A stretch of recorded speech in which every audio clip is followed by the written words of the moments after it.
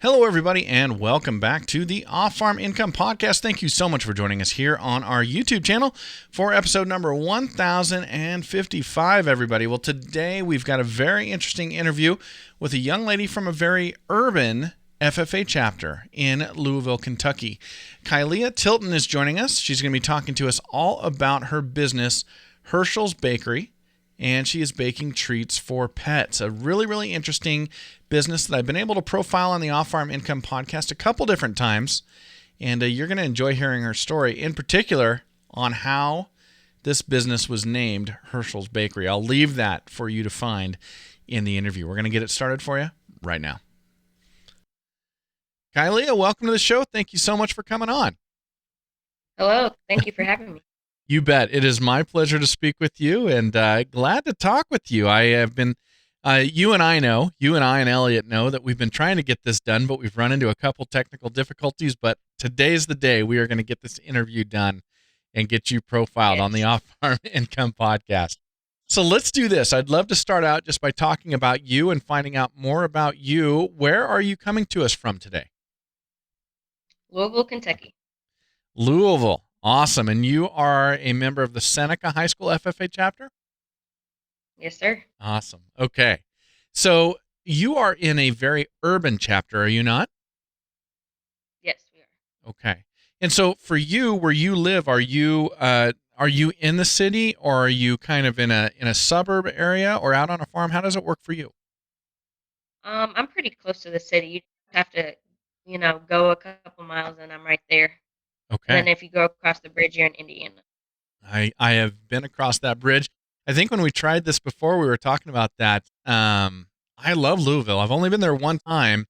I was there for 2 or 3 nights, but man, I really, really enjoyed it. Going down, there's that pedestrian area downtown. And then, of Yeah. course, for me personally, the Louisville Slugger Museum was a big deal. As a matter of fact, I've got in the hallway behind me, I've got 3 custom-made bats, one for me, one for my wife, one for my daughter, all from the Louisville Slugger Museum there. It was a wonderful place to go. Yeah, it's a great place. I've actually never been to the Slugger Museum. Oh, we got to get that. We got to get that fixed. Baseball's Yeah. baseball's back, Kylie. So it's time. We got to get you down to that museum. It was awesome. Well, let's do this. Let's talk about you and your FFA journey. So you are currently a sophomore. Is this your second year of the FFA? Yeah, it is. Okay. So what brought you in? Why did you join the FFA? Well, I like to try new things, and I heard about the FFA, and everybody was saying great things about it. So I was like, okay, let me try this out. It sounds fun, and this is my second year, and I've liked it a lot so far, even though we've been virtual. So you had people that were telling you about the FFA and recommending it and saying this was a great place to be. Yes, it was mostly my teachers. They're like, "Oh, you should try it. You should do this." I was like, "Okay, let me do it so you can off my back," and I did Yeah. it. Yeah, it's funny. Yeah, I'll try it. Fine, just leave me alone. And then, man, you are wrapped Yeah. up in some activities here. Now, had any exposure to agriculture or anything like that before joining? Not really. I've never really lived out on a farm or anything like that, and I didn't know all the stuff that we've learned so far. So it's been a Sure. journey. Well, it's interesting because the FFA, they changed their name back. Gosh, what was it? The late 1980s, I believe, because they wanted to be more inclusive of students who didn't necessarily have that particular agricultural background, or who didn't have maybe the intention of becoming a farmer or something like that. Yeah. So for you, with getting involved in this organization, there's still a lot of education that is based around agriculture. What did you think of that? Is it interesting to you? Has it made you think, hey, maybe there's a career for me in agriculture, or is it just kind of what comes with the territory so you can participate in the other parts of the FFA? I don't know if I'd necessarily go into a career, but I like learning about new things, and this is definitely been one of those big learning experiences. Yeah. Yeah, no question. Now, have you been able to participate so far? Because I know COVID has limited things. Have you been able to participate in any competitions through the FFA?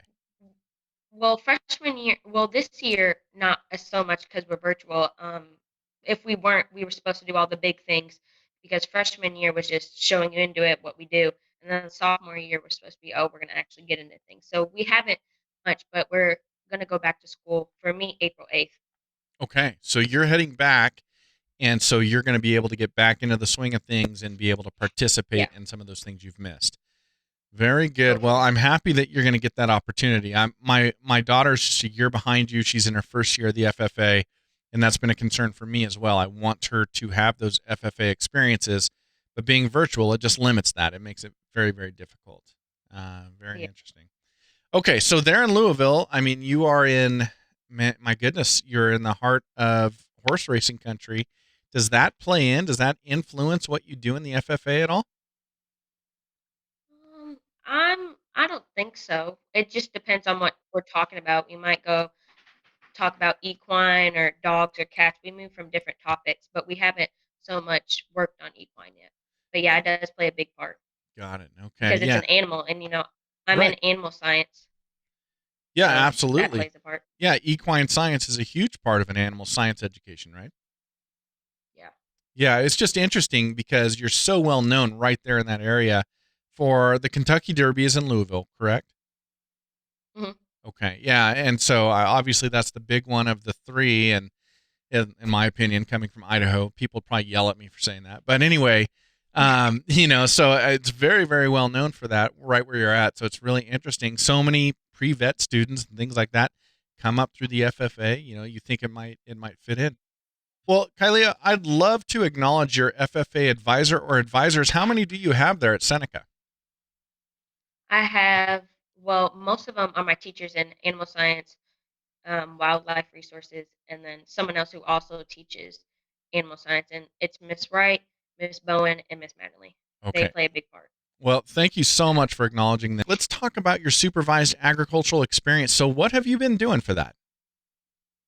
So freshman year, I got a pet rabbit. It was my first time ever having a rabbit. So I was like, I wanted to do something special, and I decided, let's teach him tricks, which I Okay. thought would be easy because you can teach a dog tricks. Tricks you can sometimes teach a cat, but a rabbit, I don't see often. So I was like, let me try that. I tried it for the year, and gosh, it was hard. It was really hard. Definitely because he wasn't a baby rabbit, so you couldn't teach him from the beginning. But he was like midlife, so it was way harder.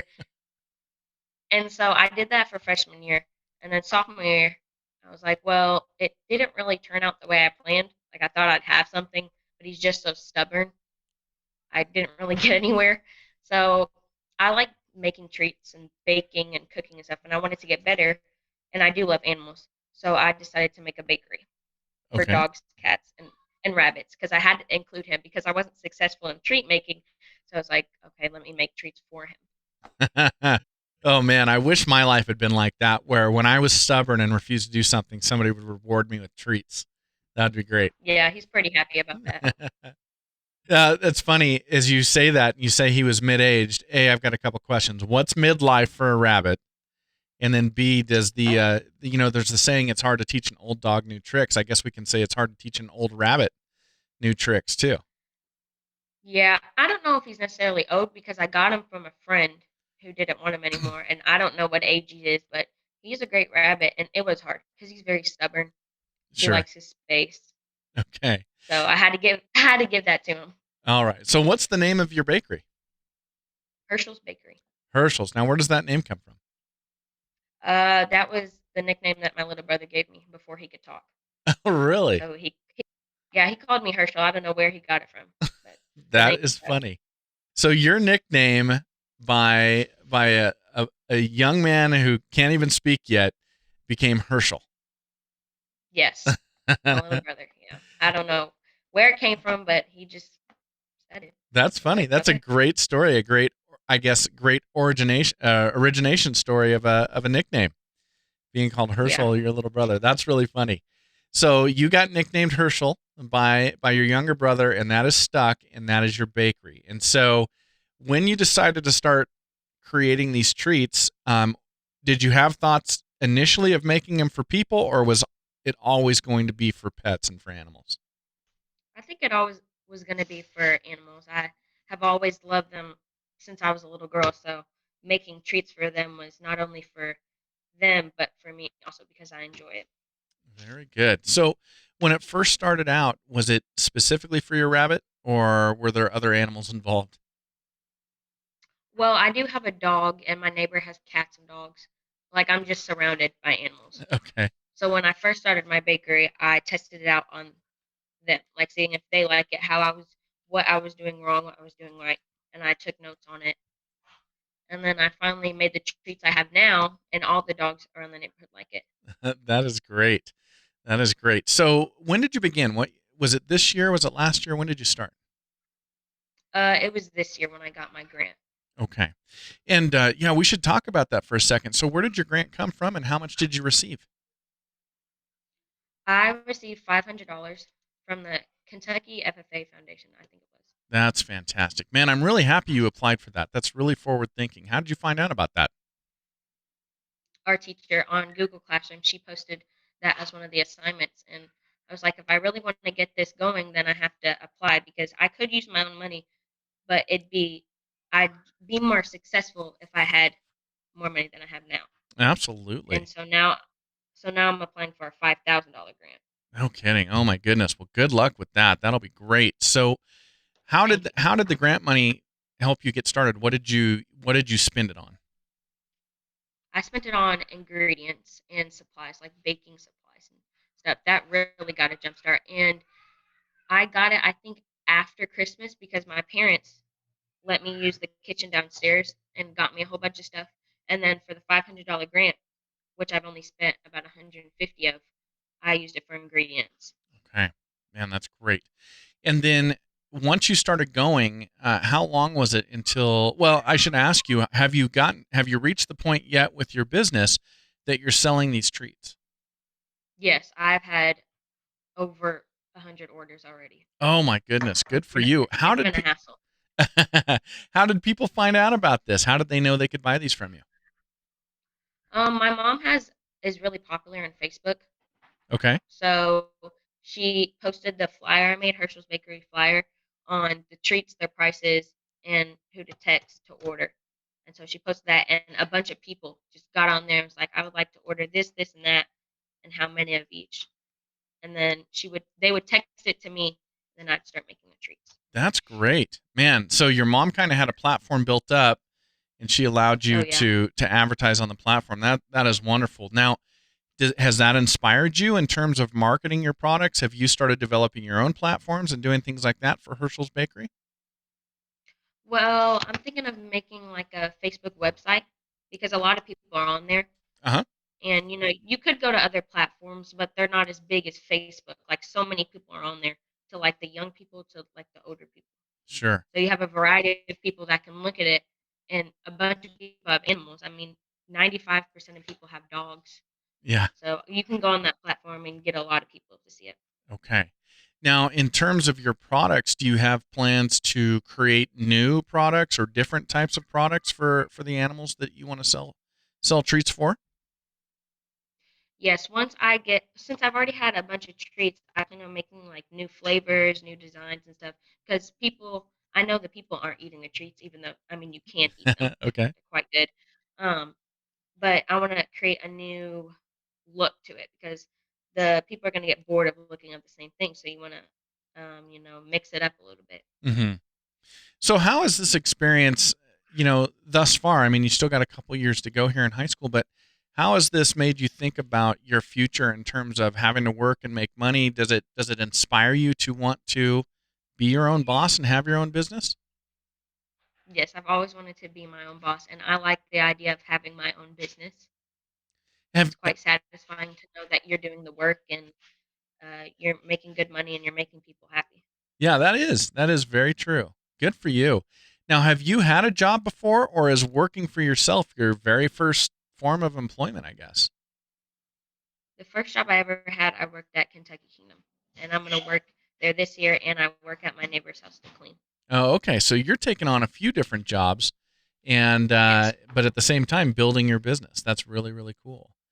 So you've got 2 years to go in high school FFA. Do you have plans for officer positions or competitions or things like that you're interested in? Well, I haven't been informed too much on that, but I'm the parliamentarian. That's one of the positions I have now. But looking forward to other positions, I haven't been so much informed on them. But hopefully, when I go back to school, I will be, and maybe I will go in different competitions. Yeah, man, I am so looking forward to that happening for you and for everybody else. That is really good. Okay.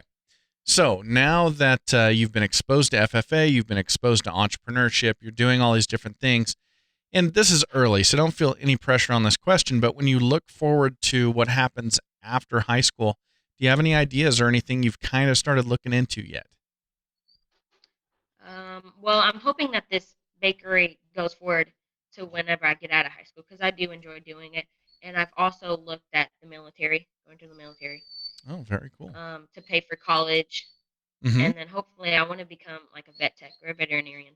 Is that right? Good for you. Now, do you have a branch of the military that you've looked at yet? Well, my mom was in the Air Force, so I'm thinking about that, the Air Force, because she said if you want, since it's the first time you're ever going to be in the military, if you want something not so much as easier, but less disciplined, I don't know how to word it, then you can go to the Air Force.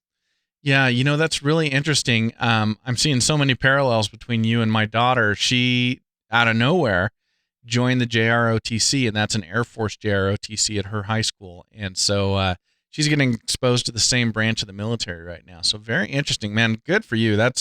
I'm glad to hear that. I mean, you're such a determined person. You're a great speaker, and you would definitely be an asset in that type of a position. Well, Kylie, I would love to do this. I'd love to get your advice for other students before we finish this up today.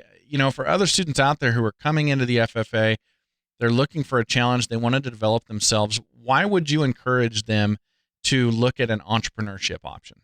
Well, first of all, it's a lot of fun. You learn a bunch of different things. I didn't even know that, there was science in the baking and a bunch of math, and you have to put things together. And if you like trying new things, then it's a perfect opportunity. And if you want to be your own boss and boss yourself around, not take, other people's word, then you should do this. It's a bunch of fun, and I enjoy it a bunch. That is great. Well, man, I love where you live. I love what you're doing. Thank you so much for coming on and sharing this with us today. Thank you for having me. Well, thank you so much for being here, everybody. And thank you to Kailea Tilton for coming on the Off Farm Income Podcast today.